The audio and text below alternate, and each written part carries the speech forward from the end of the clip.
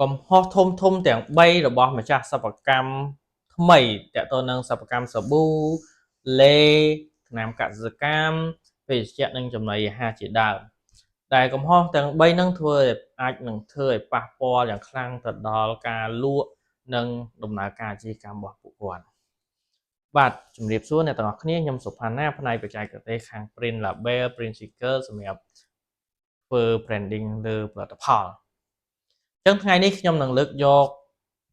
កំហុសធំទាំង3ដែលម្ចាស់សិប្បកម្មដែលគាត់ទៅបង្កើតថ្មីគាត់តែងតែធ្វើឡើងហើយអត់ដឹងខ្លួនហើយវាជាអត្តពលខ្លាំងទៅលើអាជីវកម្មរបស់គាត់កំហុសទី1គឺចង់ចំណេញតែដាច់ចំណងកំហុសទី1គឺសំដៅបងប្អូនចង់ចំណាយតិចតែបែរជាអស់ច្រើនអញ្ចឹងបងប្អូនចំណាយទៅលើវត្ថុធាតុដើមលើផលិតផលរបស់បងប្អូនដូចជាសាប៊ូដូចអីហើយជាដបហើយប៉ុន្តែបងប្អូនអត់ហ៊ានចំណាយទៅតាក់ទងលើ label ឬក៏ sticker សម្រាប់បិទផលិតផលរបស់បងប្អូនហ្នឹងអត់ហ៊ានធ្វើច្រើនទេខ្លាចអស់លុយច្រើនចង់ធ្វើតិចប៉ុន្តែជាក់ស្ដែងការដែលបងប្អូនធ្វើតិចទៅជាអស់ច្រើនហើយបានផលិតផល sticker ហ្នឹងតិចទៅវិញអញ្ចឹងឧទាហរណ៍បងប្អូនចង់ធ្វើតិចបងប្អូនធ្វើតាម1ការ៉េអញ្ចឹងបើបងប្អូនធ្វើ1ការ៉េគឺថ្លៃបងប្អូនអាចដល់$15ហើយបើសិនបងប្អូនធ្វើតែ1ការ៉េអត់មានកម្មវិធី promotion ដូចជា free design ឲ្យទេអញ្ចឹងបើបងប្អូនចំណាយទៅលើការ design តម្លៃរហូតដល់$25ឬលើសនឹងទៀតតាមគុណភាពនឹងការ design អញ្ចឹងបងប្អូនគិតមើលបងប្អូនធ្វើ1ការ៉េអស់ដល់$40បាទហើយ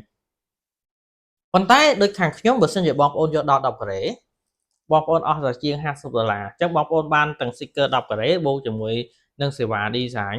$25 free ឲ្យទៀតអញ្ចឹងឃើញបងប្អូនខុសគ្នាតែ$10បងប្អូនបាន sticker ច្រើនជាងដល់10ដងបិទផលិតផលបានច្រើនជាង10ដងហើយបងប្អូនភាគច្រើនមានកង្វល់តាក់ទងនឹងការកម្មង់ច្រើនហ្នឹងថាខ្លាច់ business ហ្នឹងវាអត់ដើរឬអីអាហ្នឹងខ្ញុំនឹងនិយាយដល់ចំណុចទី2និងចំណុចទី3បន្តទៀតតាក់ទងនឹងកំហុសទី2គឺមើលរំលងការ design មិនសំខាន់អញ្ចឹងអាហ្នឹងខុសធំមែនទែនផ្សេងគេបងប្អូនដែលទើបតែចាប់ផ្ដើមអាជីវកម្មថ្មីការ design គឺមានសារៈសំខាន់មែនទែនបងប្អូនប្រៀបដូចជាសម្លៀកបំពាក់របស់ផលិតផលអញ្ចឹងដូចបងប្អូនគឺតែងតែកាត់សម្លៀកបំពាក់ស្អាតមិនមែនបងប្អូនមានកណាត់ម្ដុំបងប្អូនមានកន្ត្រៃមួយមានបញ្ចូលម្ដើមដេរខ្លួនឯងទេបងប្អូនតែងតែយកកណាត់ហ្នឹងយកទៅឲ្យជាងជំនាញគាត់យកដេរដើម្បីអីឲ្យវាស្អាតព្រោះមិនមែនឲ្យតែដេរឲ្យពាក់ចិត្តខ្លួនហៅថាសម្លៀកបំពាក់ស្អាតទេអញ្ចឹងផលិតផលដូចគ្នាបងប្អូនមិនមែនឲ្យតែការវាយ design មានឈ្មោះមានអក្សរហៅតែការ design ហើយជួយលើកសម្រស់ផលិតផលបងប្អូនទេអញ្ចឹងការ design ដែលយើងគិតតម្លៃសេវាគឺយើងផ្ដោតសំខាន់ទៅលើ branding ដូចខាងខ្ញុំបើតាក់ទងនឹងរឿង design គឺ15ឆ្នាំខ្ញុំមានបទពិសោធន៍15ឆ្នាំហើយខ្ញុំធ្វើការជាប់ទៅខាងហ្នឹងហើយឥឡូវ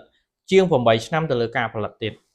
អញ្ចឹងខ្ញុំយល់ច្បាស់តទៅនឹង branding លើផលិតផលហ្នឹងថាគួរតែធ្វើយ៉ាងម៉េចឲ្យស៊ីជាមួយឈ្មោះឲ្យស៊ីជាមួយ brand ឲ្យស៊ីជាមួយវត្ថុធាតុដើមក្នុងការផលិតពេលខ្លះអតិថិជនគ្រាន់តែមើល label អត់មើលអក្សរក៏ដឹងថាបងប្អូនលក់អីដែរផលិតផលអីដែរអញ្ចឹងនឹងសំខាន់ហើយបងប្អូនដែលធ្វើអាជីវកម្មថ្មីគឺត្រូវធ្វើមិនឲ្យតាក់ទាញគេហ៊ានសាកល្បងអញ្ចឹងមានតែ label ដែលយើង design ស្អាតហ្នឹងធ្វើឲ្យមនុស្សគេស្គាល់គេចូលចិត្តគេជឿជាក់គេទិញហ្នឹងអញ្ចឹងអាហ្នឹងគឺសំខាន់ផលិតផលលក់ដាច់ទីមួយគេស្គាល់គេចូលចិត្តគេជឿជាក់គេទិញហើយ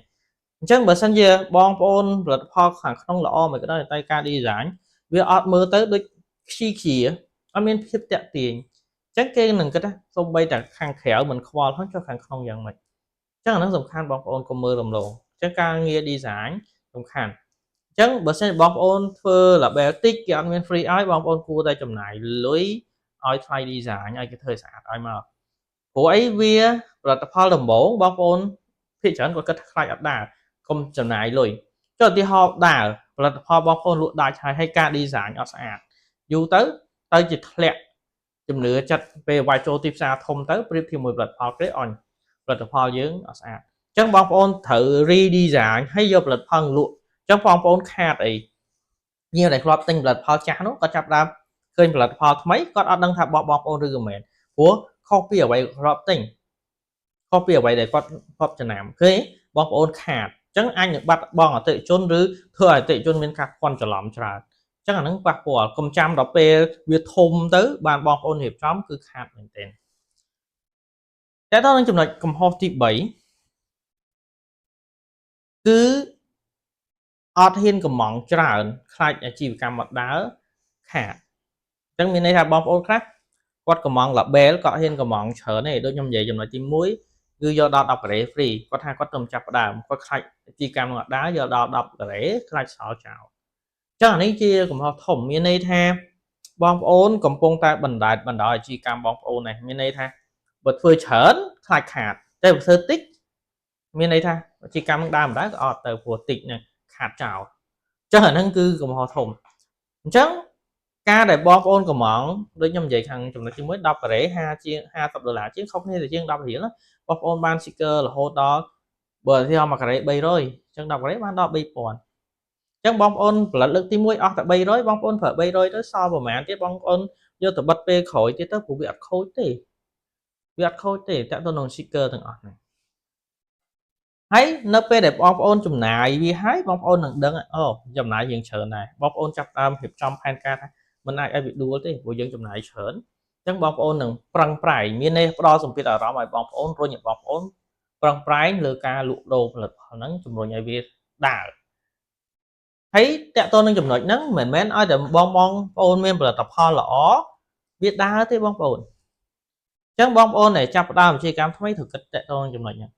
បងប្អូនមានផលិតផលហើយបងប្អូនត្រូវឲ្យគេស្គាល់ធ្វើឲ្យគេចូលចិត្តធ្វើឲ្យគេជឿជាក់បានគេទិញអញ្ចឹងពេលដែលបងប្អូនមានផលិតផលបងប្អូនត្រូវតែធ្វើទីផ្សារធ្វើការផ្សព្វផ្សាយឲ្យទៅដល់អតិថិជនហើយឥឡូវគឺងាយស្រួលបងប្អូនគឺប្រព័ន្ធ digital បងប្អូនអាចធ្វើការផ្សព្វផ្សាយតាម Facebook តាមរយៈ booth ឬក៏ post personal ផ្ទាល់ខ្លួនឬក៏តាម page អីចឹងទៅតាម TikTok ឥឡូវគឺនិយមពេលខ្លះបងប្អូនធ្វើត្រូវចំណុចមកក្តាំងផ្ទុះមកផ្ទុះនោះមានន័យថា reach society ល្បីមកអញ្ចឹងងាយស្រួលជាងមុនឆ្ងាយណាស់អញ្ចឹងបើបងប្អូនចាប់ផ្ដើមអាជីវកម្មកុំគិតថាអត់ហ៊ានចំណាយច្រើនខ្លាចវាអត់ដើរគឺបងប្អូនត្រូវតែចំណាយហើយព្យាយាមធ្វើឲ្យវាដើរបាទអាជីវកម្មវាដើរព្រោះអាជីវកម្មវាអត់អាចដើរទៅឲ្យអូសយើងតាមក្រោយទេគឺយើងជាម្ចាស់អាជីវកម្មយើងត្រូវតែអូសរហូតអាជីវកម្មគឺយើងអ្នកដឹករហូតយើងអ្នកកាច់រហូតបើសិនយើងអត់ខ្វល់ពីវានឹងធ្លាក់ផ្លូវអាជីវកម្មហ្នឹងអញ្ចឹងអានេះចំណុចសំខាន់ណាសង្ខេបមកវិញកំហុស3ដែលបងប្អូនធ្វើទី1ចង់ចំណេញដាច់ចំណងធ្វើ label តិចតែអស់លុយច្រើនទី2មើលរំលងការ design ការ design ប្រៀបបាននឹងសម្លៀកបំពាក់